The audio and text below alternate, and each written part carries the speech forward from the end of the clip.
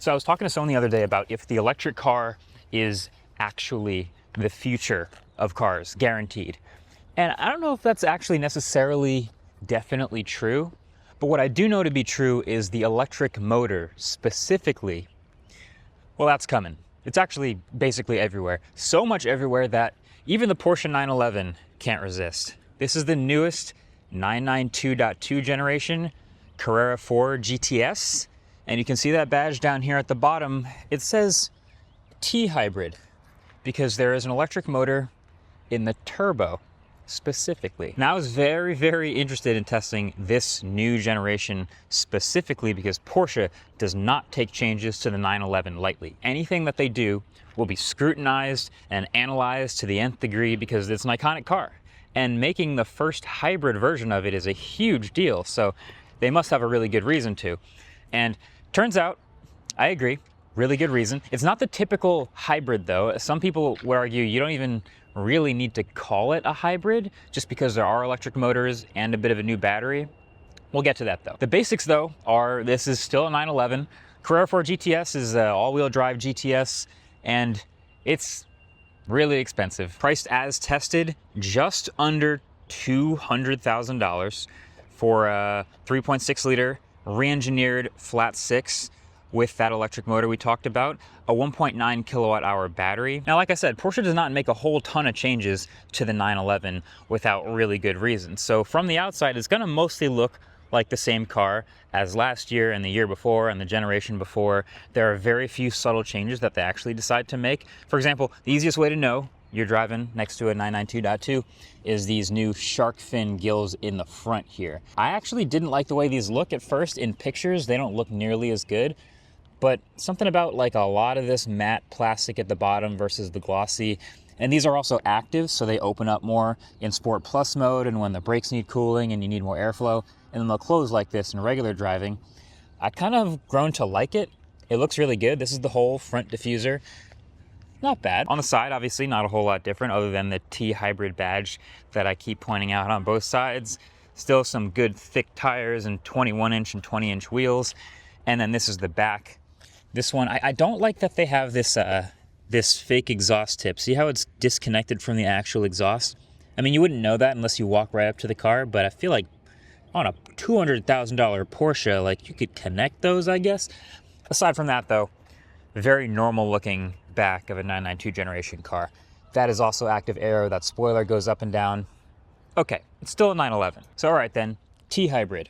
What does that mean? This is the first hybrid 911, which is a huge deal.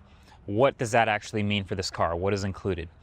Well, there's the 1.9 kilowatt hour battery and there's the two electric motors that I talked about.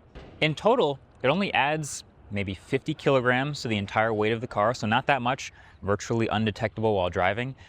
And it doesn't even really change the packaging. It is a reworked engine to get the electric parts in there, but the front trunk, for example, is still the exact same size. So in a 911 where you want that practicality, the battery is actually right back here. If I take this plastic cover off, should I take it off? All right, I'll take it off. I'll show you where the battery is. Take this whole thing off.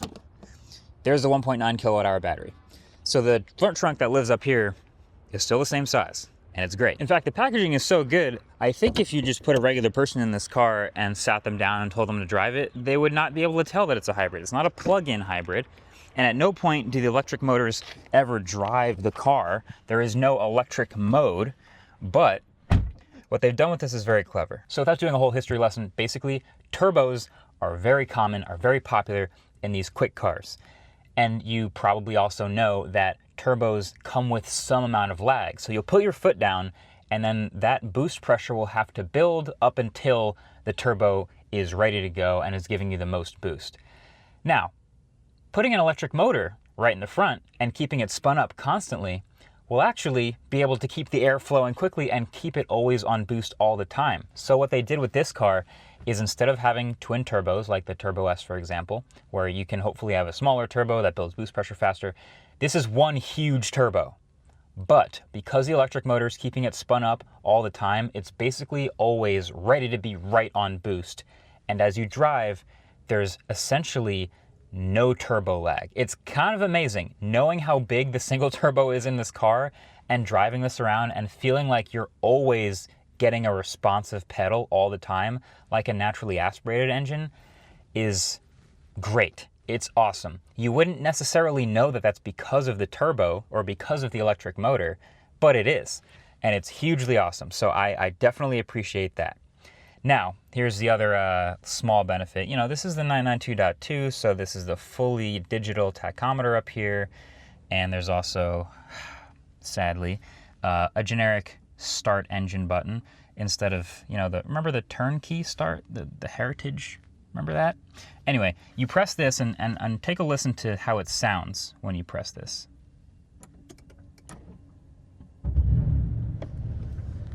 I don't know if you caught that. It's kind of hard to catch on this mic, but there was no ignition sound.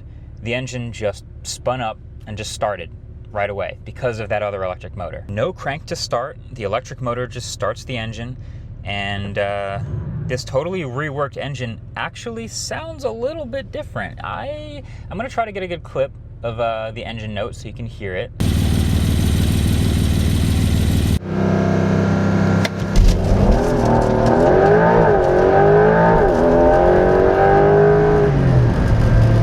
It's kind of nice. I think it kind of sounds similar to the V8 from the Cayenne GTS actually. So it's always got this low rumble. And as you drive this car, because of the turbos, because you're always essentially given almost instant boost, you mostly drive around under 2,500, 2,000 RPM, and it's happy to sit under 2,000 RPM. Those other twin turbo cars, you know, you sit around in normal mode and they feel almost kind of bogged down. If you read or watch any other reviews, people instantly flip to sport mode so they can drive around at higher RPM. This car is happy to sit at lower RPM and still feel responsive, which is awesome. So the conclusion that I've come to after driving and living with this car for a couple days now is I get why Porsche did it. It is that engineering masterpiece that the 911 always is. This is the most responsive single turbo setup ever in a production car. And it's so good of a hybrid that you can drive it and not really ever know it's a hybrid. Of course, there is also the emissions reasons why they've done this. Of course, you'll also probably get slightly better gas mileage from driving around at lower RPMs. But as you drive the 911, the GTS, the character of the GTS is still very much alive. It is still confidence-inspiring and planted. Rear-wheel steer is standard. It is still incredibly well built. It is still super practical. All of the space in the back, the front trunk is the same size. The packaging is great. I love black wheels. I don't even think you need the carbon ceramics. I think these brakes, which are still drilled, are fantastic. It's just the slightly new insides, which I would argue have basically no downside. The slightly heavier weight is basically undetectable. And I think it leaves the only downside of this car really being that it is so freaking expensive. The prices keep going up for 911s and people keep buying them because they're still great cars. But other than that, I think they've done, surprise, an incredible job. I still prefer the older 992.1. Some things about it, and this is me feeling like I'm becoming that old person who I always thought it was weird that they preferred the older Porsches, but now I'm immediately that guy. I like the turnkey ignition start, as small as that is. I like the analog tachometer, as small as that was. But if you're in the market for a new 911, yeah. This thing's great, obviously. Thanks for watching. Catch you in the next one. Peace.